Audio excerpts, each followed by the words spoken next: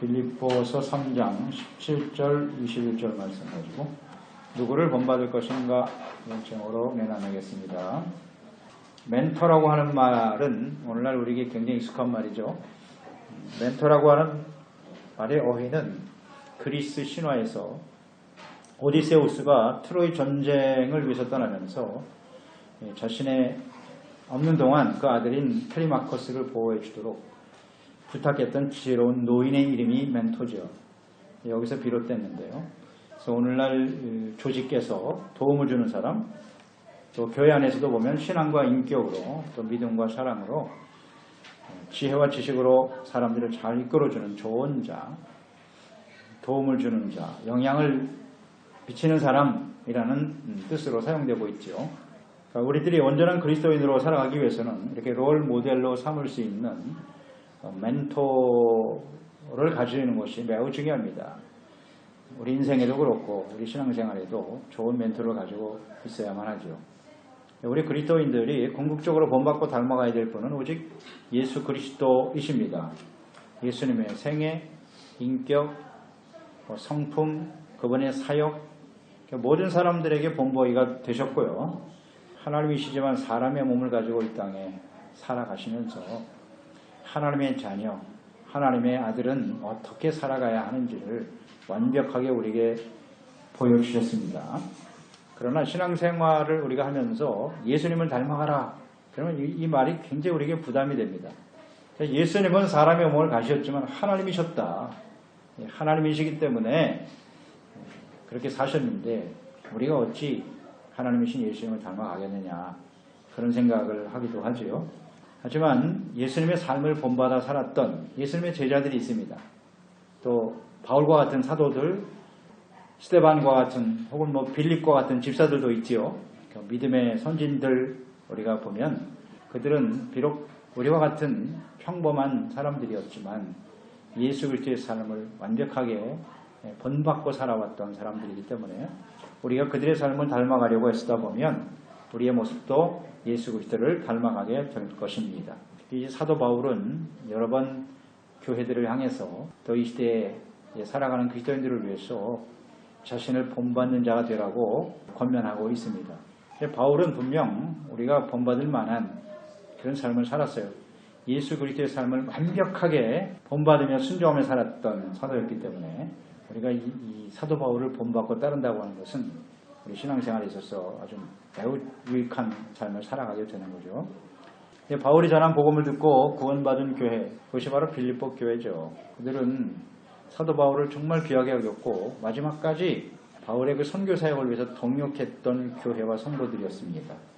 하지만 그 교회 안에도 거짓 교사들, 즉 유체를 신뢰하면서 자랑하는 율법주의자들이 있어서 매우 혼란스러운 상태에 있었습니다. 그래서 그들에게 지금 권면하고 있는 겁니다. 율법주의자, 거짓 사도도 교사들을 본받지 말고 자기 자신을 본받으라고 이렇게 아주 분명하게 증거하고 있습니다. 교회 안에는 이렇게 본받을 사람과 본받아서는 안 될 사람들이 있어요. 그렇기 때문에 누구를 본받을 것인가를 좀 주의 깊게 살펴야 돼요. 잘 살펴보고 함께 교제해야 하는 것이 필요해요. 또한 우리 자신이 말씀 앞에서 나는 사람들에게 본받을 만한 사람인가? 아니면 본받아서는 안 될 사람인가? 이 자신을 좀 잘 살펴볼 필요가 있습니다. 누구를 본받을 것인가? 특히 함께 살아가는 가족들, 내가 부모로서 우리 자녀들에게 혹은 함께 살아가는 친지들에게 본받을 만한 행동을 하며 살아가고 있는가? 혹은 본받아서는 안 될 사람인가? 이것을 오늘 말씀을 통해서 우리가 잘 좀 분별하고 본받을 만한 사람이 되도록 성숙해가는 그런 종들이 되어야 할 것입니다. 먼저 본받아야 될 사람은 어떤 사람인가? 3장 17절에 말씀하죠. 형제들아 너희는 함께 나를 본받으라. 그리고 너희가 우리를 본받은 것처럼 그같이 행하는 자들을 눈여겨보라 그랬어요. 우리는 혼자 살아가는 것이 아니죠. 함께 살아가고 있기 때문에 살아가는 방식 혹은 가치, 기준, 말과 행동 이런 것들이 사람들에게 영향을 받기도 하고 또 영향을 주기도 합니다. 그리스도인으로 살아가고 있는 우리의 언행 이것을 가까이 있는 가족들이죠. 자녀들이 지켜보고 있고요. 또 교회 안에서는 나중에 믿은 사람들이 있습니다. 우리보다 나중에 믿은 사람들이 우리를 지켜보고 있고 또 우리 주변에 믿지 않는 불신자들이 있어요. 믿지 않는 친구나 혹은 이웃들이 지켜보고 있습니다. 우리의 언행이 다른 사람들에게 좋은 본보기가 될 수도 있고 나쁜 본을 끼치기도 하는 것이죠. 그래서 우리는 무분별하게 교제하기보다는 이렇게 주의 깊게 잘 살펴보고 본받을 만한 사람들을 가까이 하면서 좋은 점을 본받고 닮아가기를 힘써야 하는 것입니다. 교회 안에 본받을 만한 사람들만 있는 것은 아니기 때문에 교회 자체를 부인하거나 신앙생활 자체를 부정할 필요는 없어요. 잘 분별만 하면 되는 것입니다. 그래서 본받을 만한 사람을 따르는 것이 매우 중요하다 생각합니다. 우리가 본받아야 될 사람, 오늘 사도 바울인데요. 바울이 자기를 본받아라 이렇게 증거하고 있기 때문에 바울과 같은 신실한 종 우리가 본받을 만합니다. 자, 우리가 어떻게 바울을 본받을 수 있을까요? 성경에 잘 나타나 있어요. 이 성경에 바울이 어떠한 마음을 가지고 어떤 생각과 또 말과 행동을 하며 살아왔는지 어떤 인생을 살아왔는지를 자세하게 구체적으로 기록하여 남기고 있습니다. 그래서 우리는 성경을 통해서 그가 어떠한 삶을 살았는지를 알 수 있고 그의 삶을 본받고 따를 수 있는 것이죠. 사도 바울은 예수님과 함께 있었던 제자와 사도들과 같이 온전히 주님을 따르는 신실한 주님의 종이었죠. 그러니까 마지막까지 예수님을 본받고 따랐던 신실한 주님의 종이었어요. 예수님의 삶을 본받은 종이었기 때문에 자신을 본받으라고 명령할 정도로 그렇게 본받을 만한 삶을 사는 것이 사실이죠. 자, 그러면 우리가 바울이 어떤 점을 본받아야 할까요?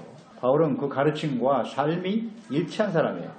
빌립보서를 중심으로 우리는 바울의 어떠한 점을 본받아야 될까?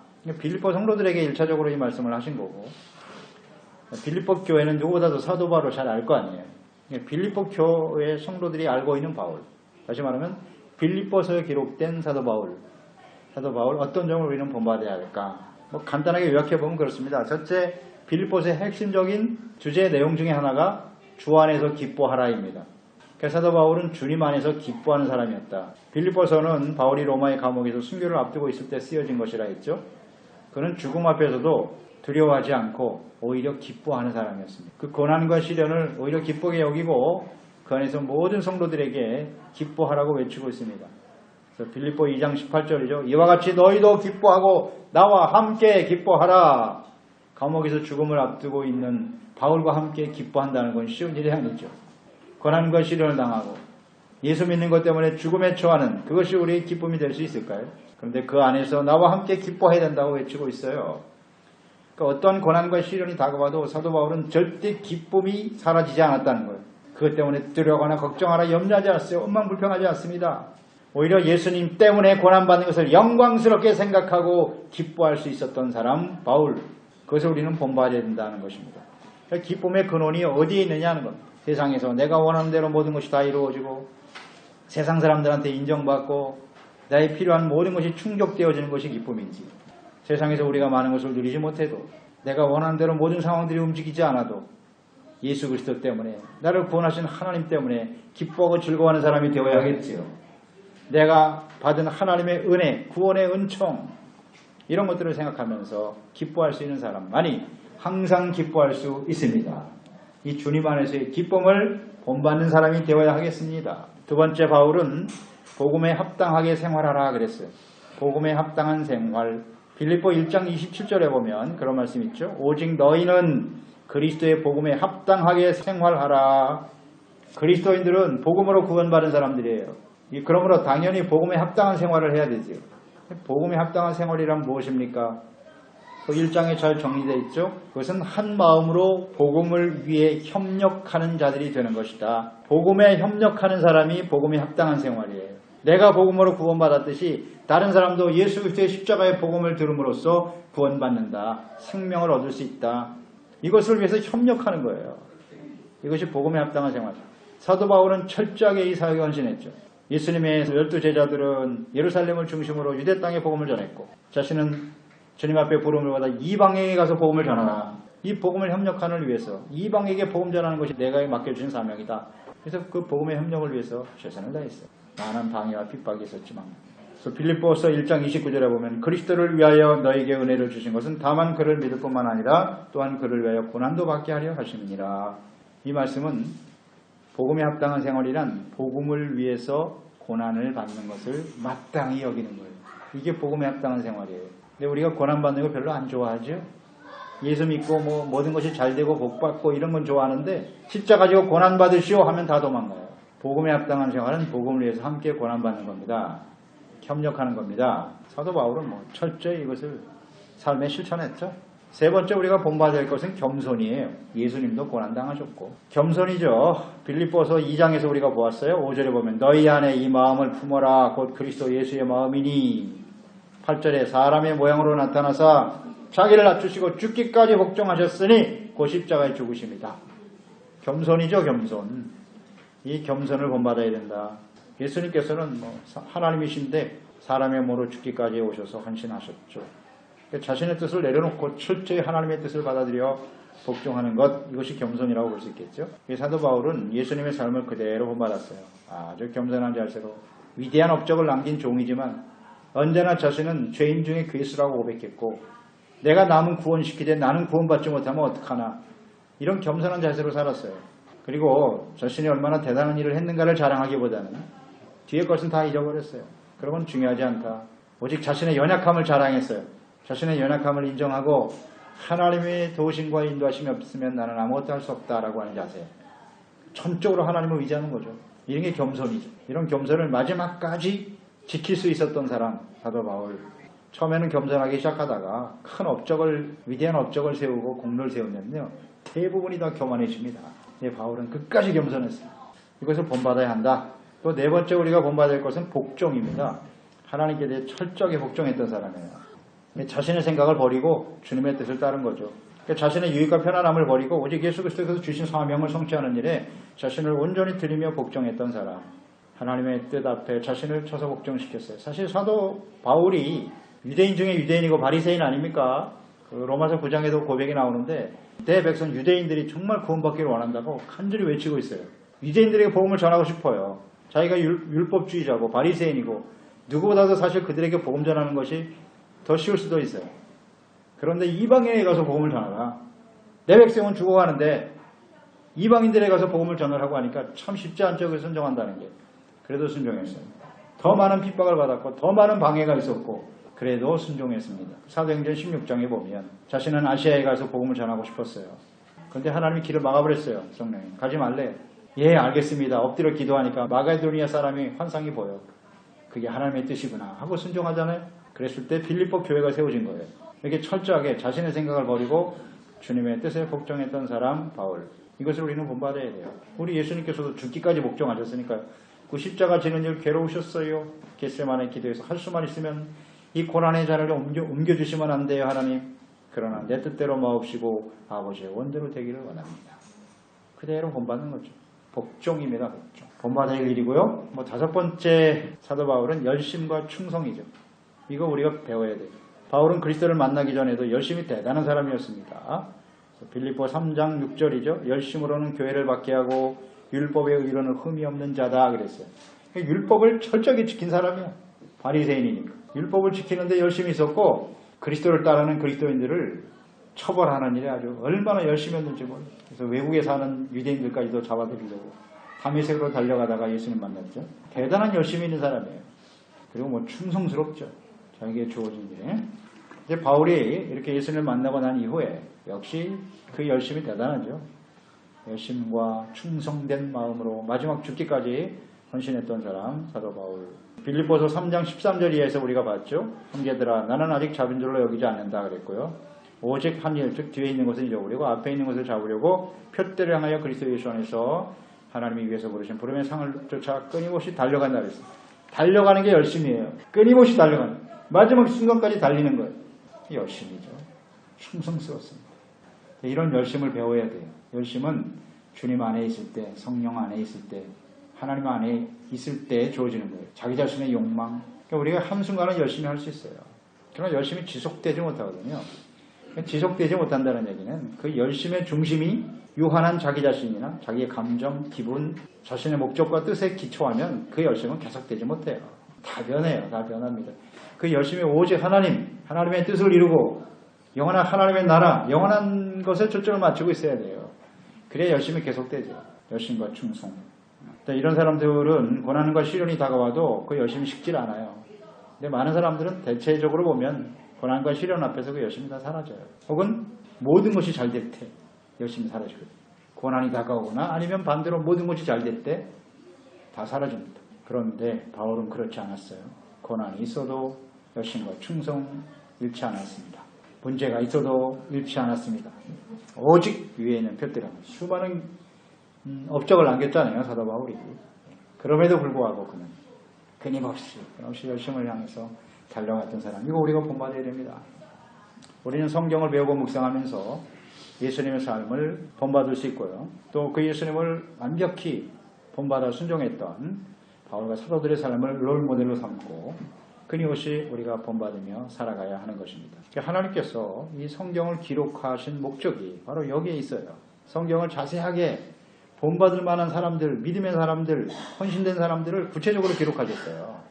그것을 잘 보고 배워서 그대로 순종하며 따라가라는 거예요. 하나님의 사람으로 온전케 하기 위해서 거룩하신 하나님, 신실하고 충성된 종들을 본받아 살아가도록 하기 위해서 주신 것이 성경이에요.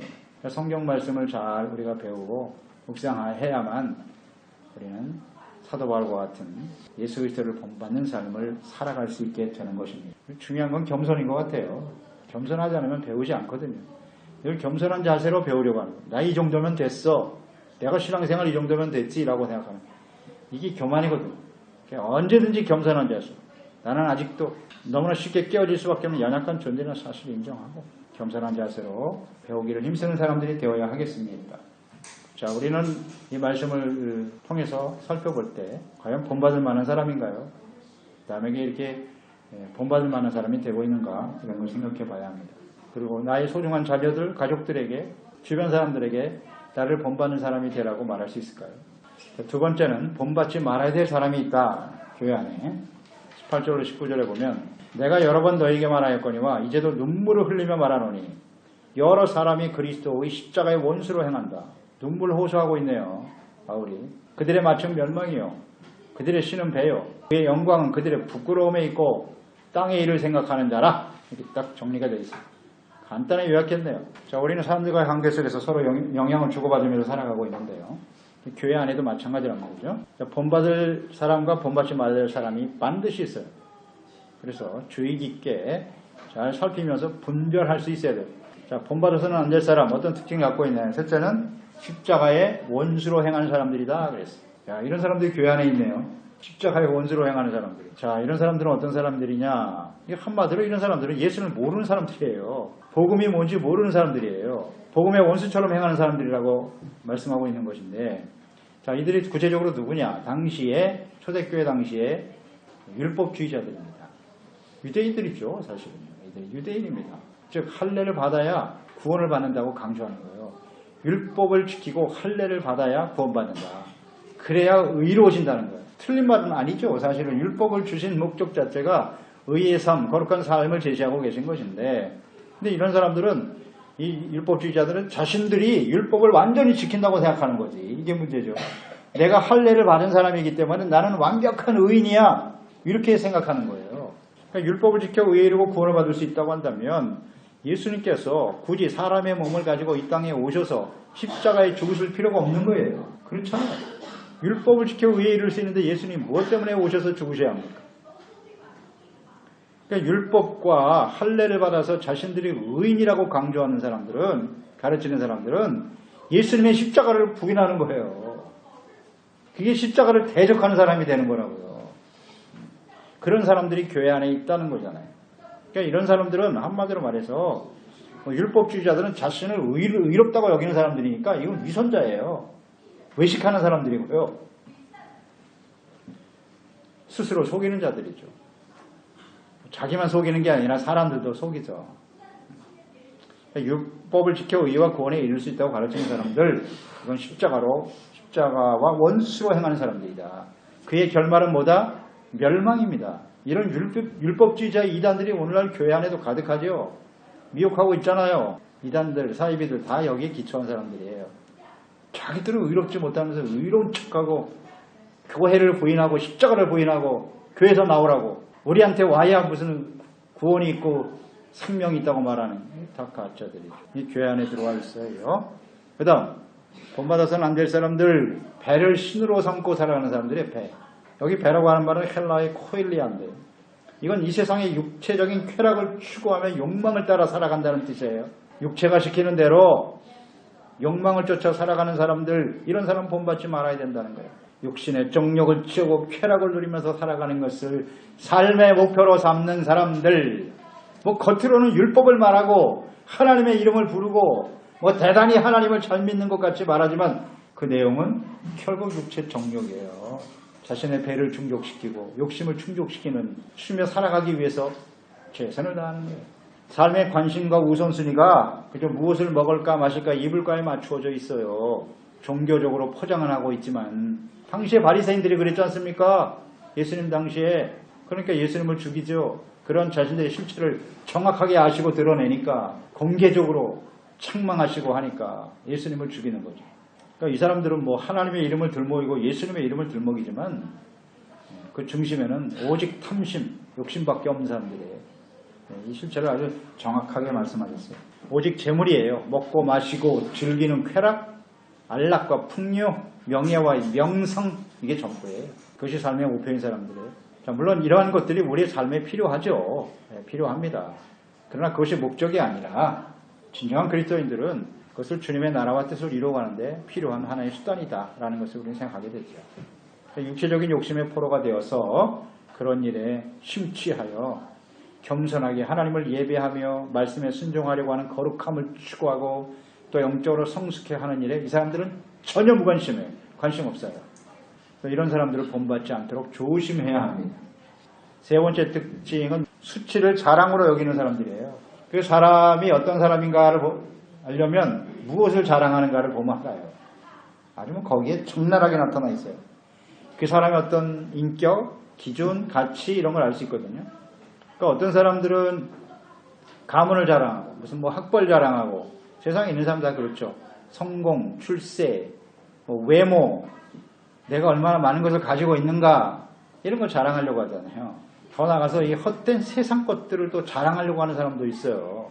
뭐 이런 사람들이죠. 뭐 세상에는 술 많이 먹는 거 그거 자랑하는 것처럼 바보 같은 사람이 어디 있어요. 그런 거 자랑해. 또 어떤 사람은 뭐 이성들과의 관계가 많은 것을 또 자랑해. 내가 이런 사람이야. 뭐 여자들한테 인기가 많대나 어쨌든 그걸 자랑으로 여겨.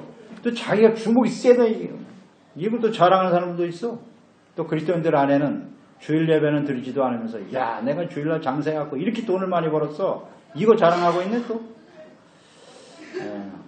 혈기를 부리고 남에게 아픔과 상처를 주면서도 스스로 강한 척하고 내가 힘이 있기 때문에 그런 거야. 이게 자랑하는 사람들. 투기, 도박, 악을 행하면서도 내가 많은 돈을 벌었다고 자랑하는 사람들. 이게 수치스러운 일이거든. 그리스도인들에게 있어서는 참 수치스러운 일인데 그걸 자랑처럼 얘기를 해. 이게 바로 본받지 말아야 될 대표적인 사람들이에요. 그러니까 우리는 무엇을 자랑하고 있는가를 잘 보면 알아요. 뭘 자랑하고 싶어 하나. 주님께서 금하시는 일을 행하면서도 부끄러운 줄 모르는 사람들이죠.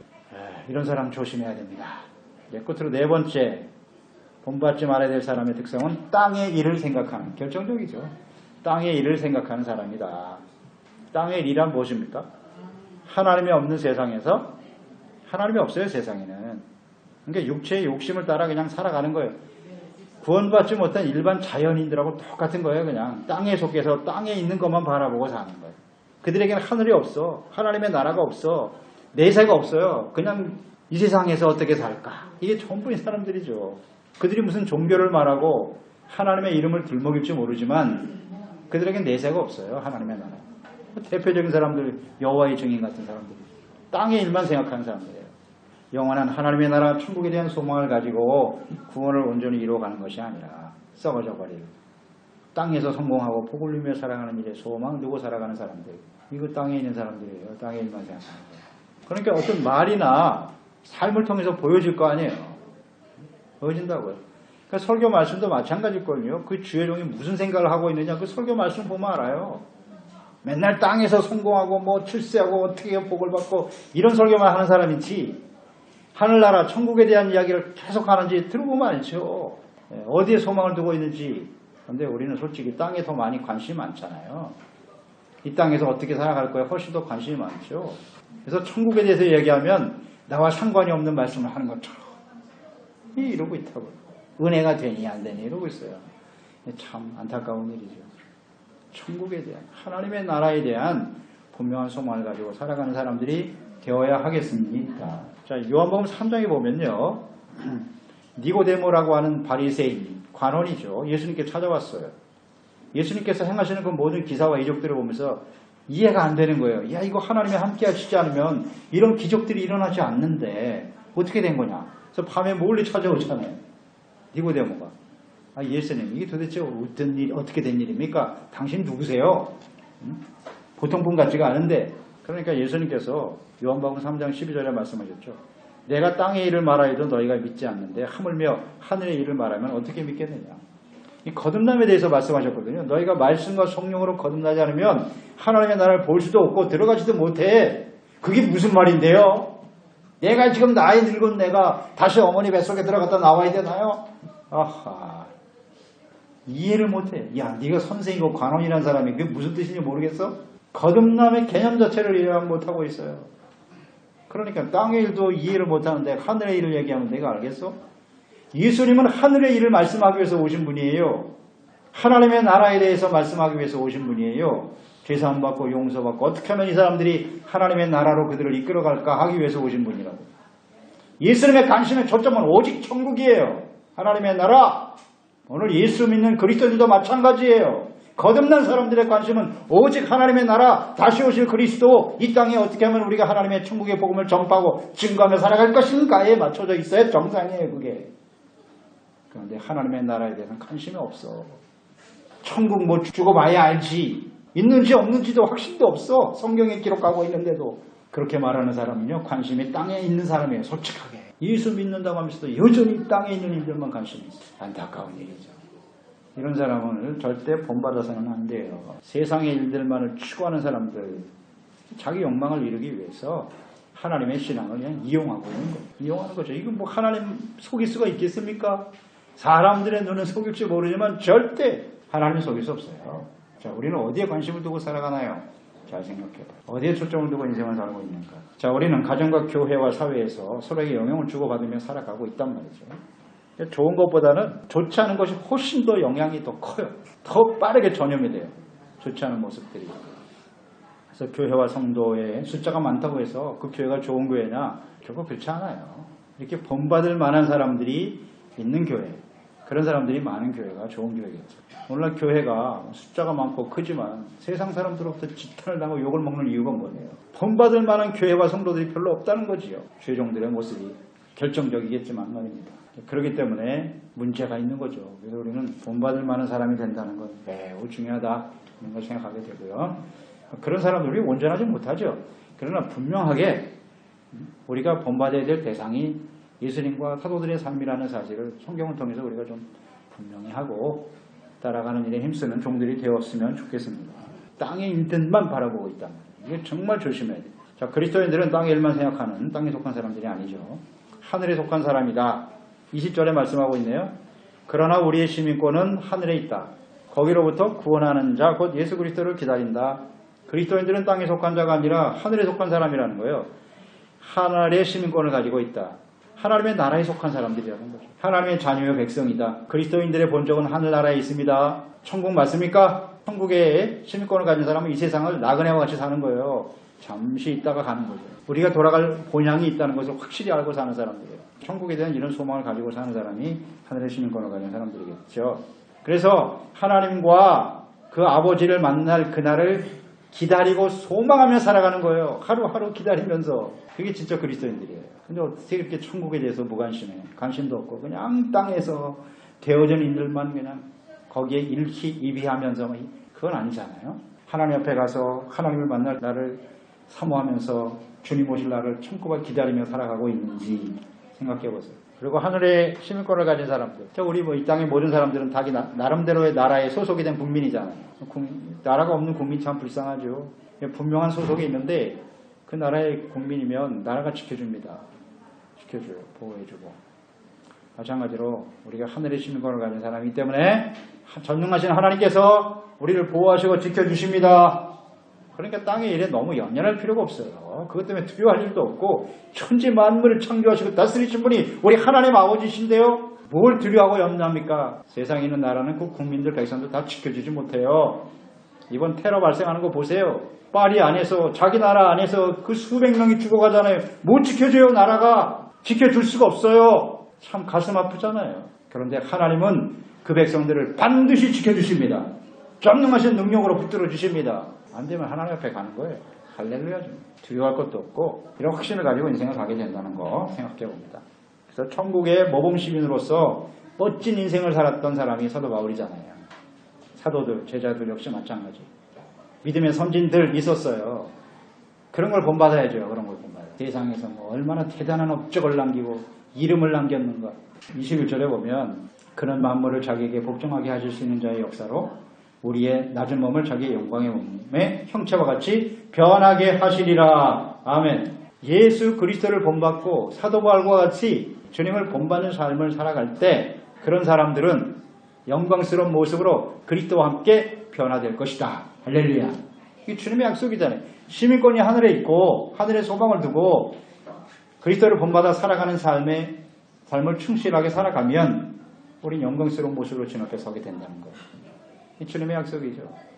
사도 바울의 이런 고백은 그것이 자신의 삶의 가장 중요한 목표였다는 거예요. 복음을 전하고 주님을 따르는 삶으로 인해 수없이 고난과 핍박과 어려움이 있었지만 내가 주님과 함께 영광스러운 모습으로 변화되어 주님 앞에 서게 될 것이다. 그 하나님의 소망을 붙들고 주님을 본받는 삶을 살아갔다는 거죠. 그럴 때 이제 영광스러운 모습으로 주님 앞에 서게 된다.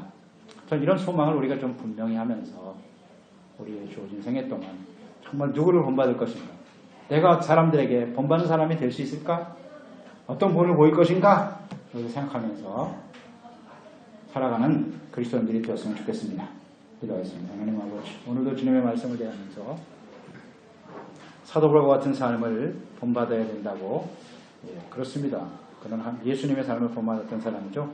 주 안에서 기뻐하고 예수 그리스도의 겸손의 마음을 품었던 사람, 주님의 말씀에 철저하게 복종했던 사람이고요. 여신과 충성으로 헌신했던 사람이죠.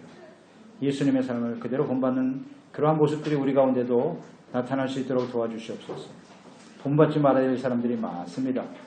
이걸 분별하지 못하면 자신도 모르게 그들과 함께 교제하면서 영향을 받게 된다는 건데 우리가 잘 분별할 수 있도록 도와주셨어요. 예수님 앞에 영광스러운 모습으로 변화될 그날을 소망하면서 하나님의 나라 위에서 부르신 부름의 상을 쫓아 소망 가운데 승리하며 달려가는, 그래서 우리를 통해서 우리와 함께 있는 가족들이, 우리 자녀들이 함께 살아가는 우리 지자와 모든 사람들에게 선한 영향을 미치고 주님의 나라와 영광을 위해 쓰임받는 복된 삶이 되게 도와주시옵소서. 예수님의 이름으로 기도드렸나이다. 아멘.